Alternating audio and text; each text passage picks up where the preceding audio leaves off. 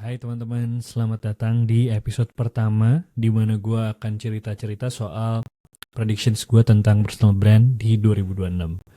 Yang kalau gue boleh kasih judul adalah The Year of Human Proof. Jadi tahun dimana kita harus ngasih lihat bukti dari kemanusiaan kita. Kita bukan robot. Anyway, let's go. Kenapa sih gue bikin predictions ini? Pertama karena it's fun. Predictions itu 100% predictions itu bukan 100% pasti, jadi banyak salahnya, tapi fun kalau ada yang benar. Dan gue selalu ngerasa dapat banyak manfaat dari konten-konten predictions, terutama ketika gue masih di agency. Gue dapat banyak banget materi, sumber-sumber konten-konten yang spark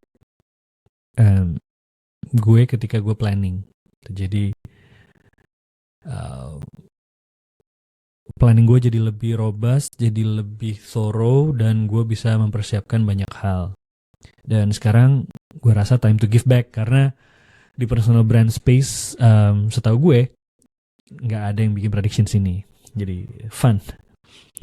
Oke, jadi di 2025 ya itu udah mengkomoditas expertise ya teman-teman. The death of expertise banyak banget sering kita dengar. Semua orang sekarang bisa dapat expert take, bisa dapat pendapat expert, bisa seolah-olah terlihat seperti expert, bisa meng-copy paste pendapat expert dari ChatGPT, Claude, Gemini, asal lo bisa nge-prompt aja. Awal 2025 gue rasa nge-prompt tuh harus jago untuk dapetin hasil yang oke. Cuma makin sekarang model makin pintar sehingga nge-prompt lo gak usah jago-jago amat, asal ada konteks, ada contoh, akan keluar hasil yang bagus. Nah sekarang pertanyaannya adalah gimana caranya kita stand out di 2026 despite all this yang kita udah tahu. Itu yang akan gue coba bahas di sini. Ada pertanyaan, ada statement, sama ya mungkin ajakan kali ya yang di sini gue share. Prediction ini juga berasal dari berbagai macam materi yang gue consume. Gue cukup bangga akan range of konten yang gue consume, jadi gue berharap ini diverse ya, asalnya dan hasilnya. Plus observasi langsung di berbagai channel sebagai pengguna, sebagai power user.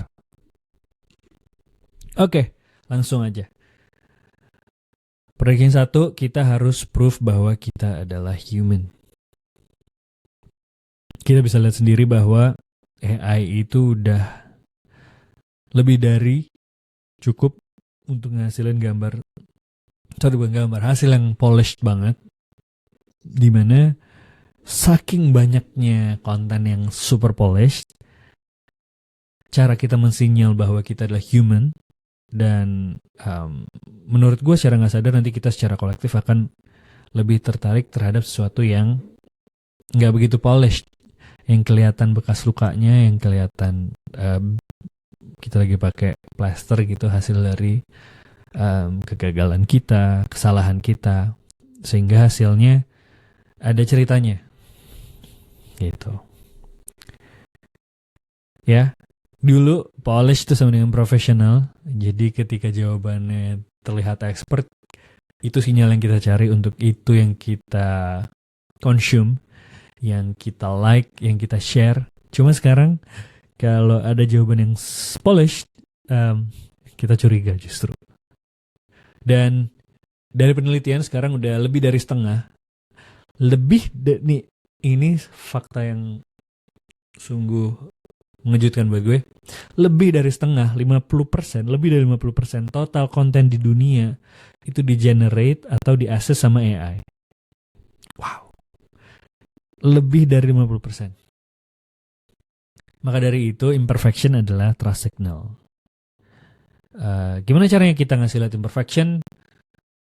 Tunjukin aja proses kita gimana, draft kita gimana, journey kita dari awal gimana. Jangan ujuk-ujuk langsung polish ya, nggak apa-apa, cuma akan lebih powerful kalau ngasih lihat journey-nya dari versi 0.1, dari versi draft, versi beta, sampai akhirnya versi yang lu launch, sampai yang lu polish dan lain-lain. bukan cuma final produknya aja. Karena again, walaupun kita manusia yang hasilnya emang polished, karena kita expert, kita punya wisdom, kita punya experience, kita punya tacit knowledge, hasil pengalaman, cuma takutnya kita tetap dicurigai gitu. Kan sebel ya. Sama kayak contohnya orang pakai M dash tuh yang kayak strip tapi lebih panjang. Itu ternyata sekarang kan jadi ini ya, jadi tanda bahwa itu hasil generatan LLM, AI gitu. Padahal untuk orang yang emang secara literasi dan penulisan jago, itu tuh sebuah tanda yang lumrah dipakai. Tuh, jadi tanda seorang expert itu, expert si M dash strip panjang itu justru sekarang jadi tanda AI gitu. Jadi expert aja nggak bisa. Tanda seorang expert jadi tanda kayaknya AI sekarang gitu. Udah belibet, tapi I hope you get what I mean.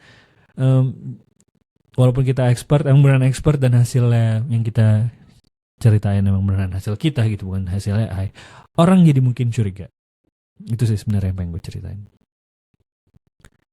Dan spesifiknya nih BTS content ya. BTS content tuh adalah behind the scene. Ini consistently outperforms polish content karena itu instantly ngasih sinyal bahwa ya ini manusia beneran nih yang bikin gitu. What this looks like di 2026 mungkin lo mau ngasih lihat tadi ya versi 0.1-nya. Jangan yang langsung polish, bukan cuma yang polish doang. Dokumentasiin tuh masih middle, jadi prosesnya yang di tengah-tengah yang caur, yang bingung, yang hampir nyerah didokumentasiin. Bisa dipublish. Dan share what didn't work. Share tuh pengalaman di mana lu nyoba tapi gak berhasil. Versi apa sih yang ada di draft, hampir lu post cuma gak lu post. Dan ini rada counterintuitive, cuma let them see you struggle. Kasih lihat lo struggling gitu. Lo cuma manusia biasa yang struggle juga gitu. Bukan nge-prompt 3 kali, direvisi, terus copy paste. Gak gitu. Again, prediction 1, prove you're human. Prediction 2 adalah experience lebih dari expertise sekarang. Ini contohnya very badly drawn oleh gue. Jelek. Di sini ada expertise, gue pengen ngasih lihat tujuannya inilah, yang satu ini adalah expert, yang satu ini ada experience gitu. Dimana kalau lo seorang expert yang menunjukkan expertise lo akan cerita, oke, Gema adalah dimana suara kita itu akan terdengar lagi karena ada fenomena fisika bla bla bla bla menurut dokter ini itu ngomongnya begitu. Tapi instead of this, we can share our experience. Oke, waktu gue abis putus, gue depresi, gue menyendiri ke bukit ini lagi kosong banget karena pandemi. Terus gue karena saking sebelnya gue teriak di bukit itu, dan ketika gue teriak, gue ngedengerin teriakan gue kembali lagi sebagai Gema. Entah kenapa itu bikin gue jadi sadar bahwa like that. Mungkin kayak gitu ya, experience dibandingkan expertise. Karena tadi expert doang, ngasih tahu expertise doang juga udah nggak cukup. Karena tadi kalau mau ngasih lihat expertise, sekarang kita nge-prompt aja udah jadi gitu. Tapi ketika expertise itu di layer, dibalut, ditambahin nama experience kita, experience real kita dengan granular dan very specific moments, itu yang akan jadi sangat kuat. Ya, yang jadi pembeda adalah point of view kita, cara pandang kita, sudut pandang sudut pandang yang sangat tajam, yang di back sama pengalaman beneran yang kita punya. Itu akan sangat-sangat powerful. Kayak lo ngomongin tadi science misalnya, ngomongin mau ngejelasin tentang Gema, tapi lo balut dengan story dan experience, itu akan sangat-sangat oke. Point of view yang kuat biasa didasari oleh experience yang berbeda. Nggak banyak orang yang mengalami, jadi coba di list daftar experiences lu tuh apa aja, kenapa begitu, waktu itu awalnya gimana, hasilnya gimana. Itu adalah gold mine yang bisa jadi amunisi lo juga dalam membentuk personal branding lo. Nah, pertanyaan yang sangat banyak ditanyakan adalah, Bang, gue baru lulus, masih fresh graduate, pengalaman gue belum banyak. Terus gimana dong? Ya, bikin pengalaman itu, dokumen journey-nya. Contohnya nih dapat cerita dari istri gue. Dia cerita tentang ada namanya Homeboy Coffee kalau nggak salah di Australia. Dia itu ngedokumentasiin perjalanan dia bikin cafe di neighborhoodnya dia. Dari day 1 di mana itu kosong, nggak ada yang datang. Perasaan dia sedih banget, bingung harus ngapain lagi supaya ada orang kayak gini, supaya orang datang. Sampai sekarang jadi rame dan udah punya cabang. Dan banyak lagi lo bisa nemuin format journey content ini. Ada link menarik sources dari It's a Journey dari Social Signals 2025. Banyak banget yang kayak gitu, dan gue rasa lo juga bisa ngasih contoh kayak gitu dari FYP lo. Karena menurut gue, people hampir selalu always mau rooting atau mendukung orang lain gitu. Apalagi yang start dari zero ya. Makanya plot atau trope cerita yang sangat-sangat banyak adalah zero to hero ya. Dari zero ke hero. Struggle-nya dia, apa yang harus di overcome, itu sangat-sangat menarik. Action item-nya apa untuk ngasih lihat bahwa experience itu mengelengkapin expertise. Gak bisa cuma expertise doang. Coba lo audit tadi ya, unique experience lo apa sih yang mungkin gak kebanyakan orang lakuin. Misalnya kalau gue, unique experience gue waktu SMA, gue sekolah di Lab School Kebayoran, di mana bedanya adalah itu rada militer SMA-nya, karena hari Jumat setiap jam 5 pagi kita keliling lari pagi, keliling-keliling kompleks Lab School Kebayoran situ. Terus kalau mau jadi OSIS ada Bintama namanya. Jadi kita nginep di Kopassus, tempat latihan Kopassus, tidur di barak. Terus ada jurit malam yang masuk hutan sendirian, yang matanya merem sama melek tuh nggak ada bedanya gelapnya. Nah itu dari very unique experience itu gue bisa cerita banyak hal yang LLM nggak bisa ngalahin gitu menurut gue. Gue di situ gue bisa cerita tentang gimana gue rasanya ngelihat ada pocong lah, terus ternyata itu kakak kelas gue lah, terus ternyata kakak kelas gue gimana, etc. Ada momen dimana gue pegangan tali guide, terus tiba-tiba ada momen dimana jantung gue copot secopot-copotnya karena tanahnya tuh kayak ambles dan gue ada jatuh, ada sepersekian detik yang gue ngerasa anjing mati gue nih. Ternyata itu adalah udah desain, bawahnya ada jaring gitu. That kind of things gitu. Dan action items kedua adalah pick a challenge. Jangan cuma share what you have, juga what you only, yang udah lo tahu aja.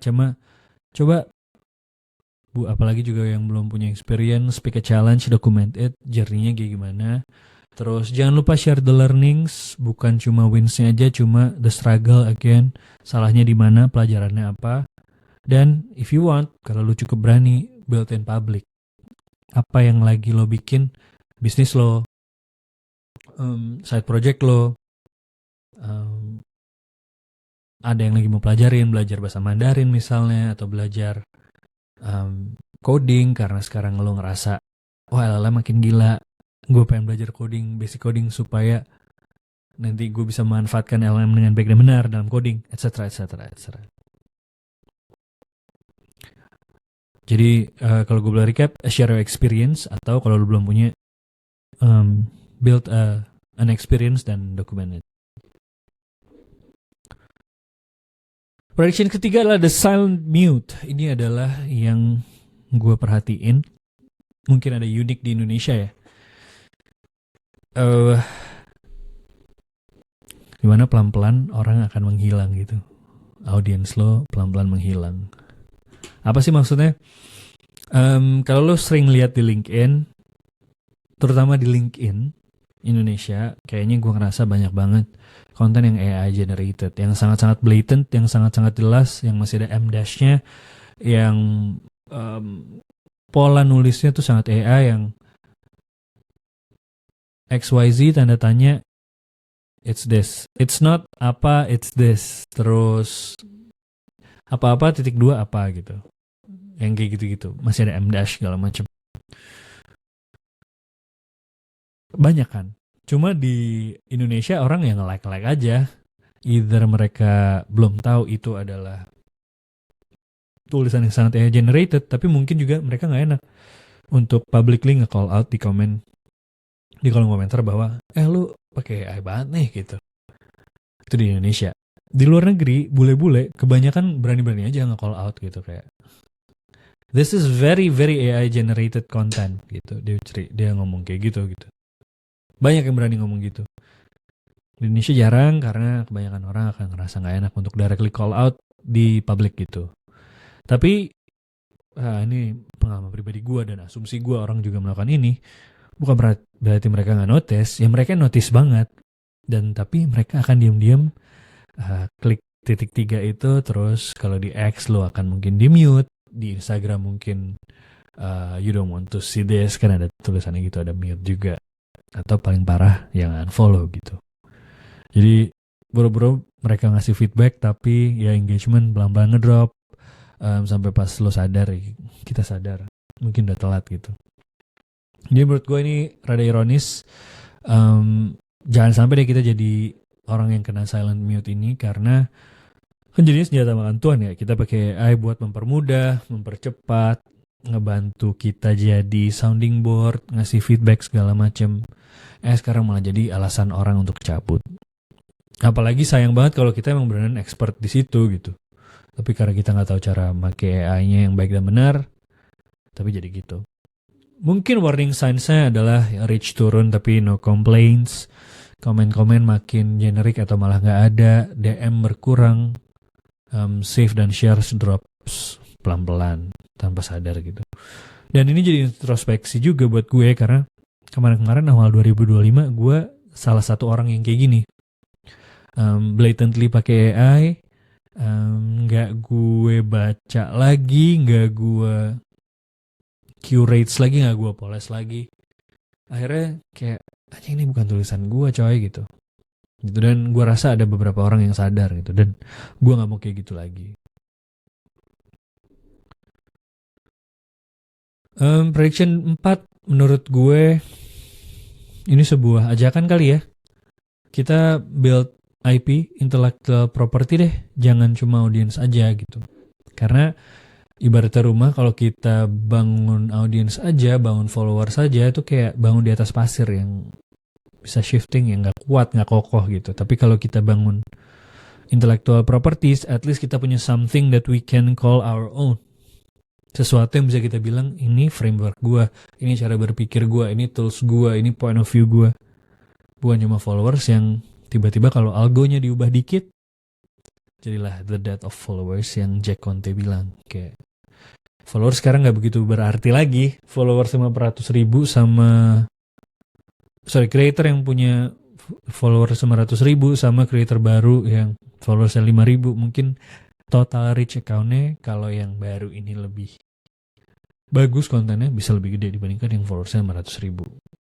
Jadi nge-build followers doang gak cukup, tapi kita harus nge-build sesuatu yang that we can call our own. Ini dari mana fenomenanya? Karena sekarang semua orang bisa bikin konten, arguably cukup bagus kontennya kalau bisa nge-prompt, bisa ngasih konteks engineering yang bagus.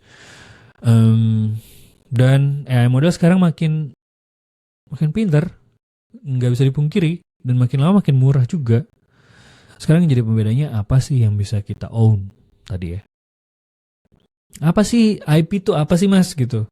Dalam hal personal branding menurut gue, IP yang bisa kita own adalah framework, cara berpikirnya, metodologi kerja atau apa segala macam, format, format show khusus.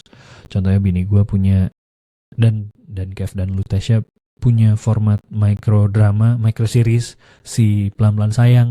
Itu format yang bagus buat dia, punyanya mereka gitu. Sebuah format segmen yang oke, kayak Racin, cuma kita orang-orangnya yang dikenal orang, terus production value-nya bagus dibandingkan mereka. Itu sebuah format yang cuma mereka yang punya sekarang. Bisa bikin produk, dijual produk, offline produk, bisa kita develop community yang well maintained, dan lain-lain. Apapun itu sesuatu yang bisa di-reference, di-teach, di-scale beyond cuma nge-post konten seminggu 3 kali, seminggu 5 kali. Contohnya ada namanya Nicholas Cole bikin kategori Pirates. Gimana caranya dia nge-share ke orang-orang, lu harus nge-own kategori, lu harus bikin kategori dari nol yang itu semuanya punya lo gitu. Kategori dalam hal ini kayak kategori bukan kategori gede ya, cuma kayak dia bikin ghostwriter. Gue adalah influencer khusus dan paling jago di ghostwriting, tentang ghostwriting. Itu kategori yang dia ciptakan dan dia dia ngedevelop si IP kategori Pirates ini, di mana dia akan ngajarin itu semua. Itu dia nge-own, dan ketika tiap orang ngomongin tentang kategori, bikin kategori, dia akan keinget si Nicholas Cole. Contoh lainnya Ali Abdal punya Live OS, di mana dia ngajarin, dia kayak bikin toolsnya juga dan community tentang cara lebih produktif dengan si Live OS ini. Ini tuh jatuhnya framework, metodologi, produk, community jadi satu di situ.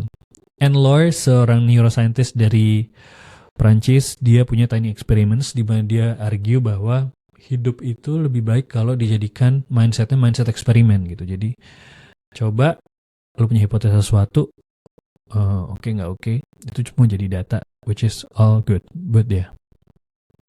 Dan framework ini bisa bikin orang bisa point ke sesuatu dan bilang, oh ini buatannya si X, oh ini buatannya si Y. Jadi nggak cuma kita, oh followers lu berapa, oh niche lu apa, tapi kita punya benar sesuatu yang intangible, IP yang bisa, this is our own, lebih kuat gitu. Algo berubah dikit, ini tetap punya kita. Ya, forms of IP, contohnya signature framework, kayak gue lagi ngedevelop framework cara kerja sama AI dalam bikin sesuatu, namanya Mamam. Manusia mikir dan arahin, mesin angkat-angkat, dan manusia moles. Itu cara kerja dengan AI. Itu framework signature gue, dan gue akan ulang-ulang terus, dan gue berharap ketika orang cari tahu tentang cara kerja dengan AI untuk bikin konten atau apapun, orang akan nge-refer itu. Which that framework akan nge-point ke gue. Another form, proprietary process, recurring format or series, product, tool, community with identity. Yang udah gue ceritain tadi. Dan prediction 5, terakhir, sebuah ajakan lagi, unite dong. Unite orang-orang, jangan cuma nge-broadcast konten gitu. Very badly drown lagi di gua, sorry. Ini adalah HP, maksudnya di sini ada tulisan FYP, FYP 1, FYP 2, FYP 3, 4, 5, 6, 7. Tiap orang FYP-nya beda sekarang menurut gue. Versus ya gimana cara kita bisa ngumpulin mereka di sini. Itu 2, 3, 4, 5, 6, 7. Sama HP-nya. Gue gak ngitung hoki. Itu hoki. Sama 7 orang dengan 7 HP. Yang gue maksud adalah kita mau beda FYP. Itu adalah kalimat yang makin sering gue dengar. Gak cuma di Gen Z doang, cuma millennials juga udah gitu. Udah makin ngerasa bahwa algorithmic isolation tuh ngebuat orang tuh punya bubble di FYP-nya masing-masing. Kita bisa sama-sama follow Ayu Ting Ting, cuma kita sama-sama bisa follow Panji, follow Raditya Dika, follow Tansi, cuma FYP kita tuh beda. Jadi followers sudah gak segitu metersnya. Dan menurut gue, di era yang sangat fragmented ini, personal brand, atau bahkan bukan personal brand apapun, business brand, yang bisa nyatuin orang lewat shared experience, akan stands out. Karena bukan cuma konten dar-dar aja ngepost, broadcast, tapi kalau dia bisa create moments yang orang bisa experience bareng-bareng, that's powerful. Ada data IRL events creator bikin itu naik 500%, 5 kali lipat di 2025. Dari 100% itu, dari 100% orang yang datang, 84%, 8 dari 10 ngerasa dia bikin new friendships. Again, another trend bahwa isolation, orang makin ngerasa sepi, orang ngerasa terisolate. Jadi kalau ada kayak gini, kalau kita bisa ngebawa new friends, itu akan sangat-sangat powerful. Dan people crave connections yang real. Makin sekarang. Bukan cuma yang di-scroll. Gimana caranya nge-unite mereka? Gue gak sengaja ternyata ngelakuin ini di 2024. Gue bikin challenge namanya May Learnings di bulan Mei, dimana gue bikin 30 prompt untuk lo nulis, bikin konten selama 30 hari.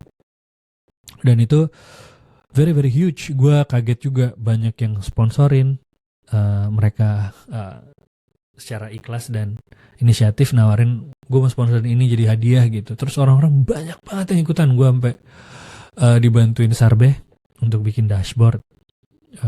Orang-orangnya apa aja, ngepostnya apa aja. Sadis. Gue dapat banyak teman lagi dari situ. Dan gue rasa orang-orang yang ikutan juga dapat banyak teman, at least teman digital. Itu sangat menarik. Orang and that one shared experience, me learnings, orang tuh ngebond. Dan kalau lu mau take one thing to another level adalah in real life, offline, meetups and events. Ini juga powerful ya. Gue ngerasa teman-teman Twitter gue, teman-teman IG gue ketika ketemu offline itu level of pertemanan itu beda gitu. Live sessions together, bikin collab, atau lu punya community, ritual setiap bulan, tiap minggu apa, itu kan sangat-sangat powerful. Summary-nya, wow, gue ngoceh lama juga. Summary-nya adalah 2026 menurut gue adalah the year of human proof, dimana ada 5 prediksi gue, dimana 1, lu harus prove you're human, karena makin polish itu makin mencurigakan, kasih tahu prosesnya kayak gimana. Yang kedua adalah experience more than expertise, kasih POV yang grounded, yang di back sama real experience-nya kayak gimana. Terus the silent mute, akan ada fenomena ini di mana orang nggak akan bilang kalau konten lu kok AI banget coy. Ya mereka just leave, diam-diam nge-mute, diam-diam unfollow. Mungkin nggak unfollow juga karena nggak enak kalau ketahuan, tapi diam-diam mute at least. Build IP, intellectual properties, jangan cuma audience saja, karena audience itu kita ada di by the mercy of the platform, by the algorithm. Jangan. Own something beyond content, sesuatu yang bisa lu call your own. Yang kelima adalah unite, don't just broadcast. Gimana caranya FYP, algorithm yang fragmented ini kita ajak jadi satu shared experience yang bisa dirasakan bersama. Itu aja dari gue. Thank you yang udah stay sampai akhir. Kalau lo serius mau bikin personal brand di 2026, terus lo gak mau nebak-nebak, lo gak mau start dari nol, lo gak mau cuma ikut-ikut niche yang lagi rame, ikut creators yang lo follow lagi ngepost apa, lo gak mau itu, gue punya tools namanya personalbranding.id. Please bisa dicek di descriptions linknya. Tools ini punya semuanya untuk ngebantu lo start personal branding journey lo. Ada fitur untuk namanya personal brand strategy discovery, di mana lo akan diinterview sama AI untuk cari tahu passion lo apa, expertise lo apa, uniqueness lo apa, target lo apa. Dari 4 itu, elemen itu, dia akan nyari irisannya apa yang sesuai dengan tujuan lo, dan akan nge-generate 5 strategi, rekomendasi untuk nanti lo pilih yang mana nanti itu bisa lo pakai untuk mulai personal brand strategi lo. Dan banyak lagi, ada course, ada content pillar generator, ada prompt buat nge-generate content ideas, dan banyak lagi. Banyak banget. Please check it out, personalbranding.id. Dan kalau lo mau ngecek, mau connect sama gue ada di botakasu.com, ada newsletter, Twitter, IG, dan lain-lain. Semoga ini ada manfaatnya. Semoga ini bisa ngebantu lo embarking your journey of personal branding di 2026, karena gue ngerasa personal branding adalah cheat code, dan kalau digunakan dengan benar bisa ngebawa banyak manfaat buat diri lo dan buat orang-orang di sekitar. Sip, thank you so much. See you next time.